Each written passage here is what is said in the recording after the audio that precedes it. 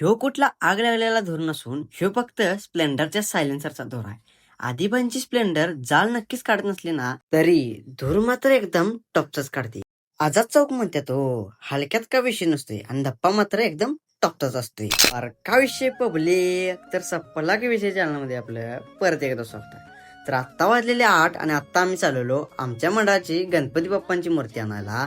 लगेचच चौकात आल्यावर गणपती बाप्पांना आणायला पिकअप पण आलती. मग काय लगेचच पिकअप मध्ये बसलं आणि डायरेक्ट निघाला बघा थोरात चौकात.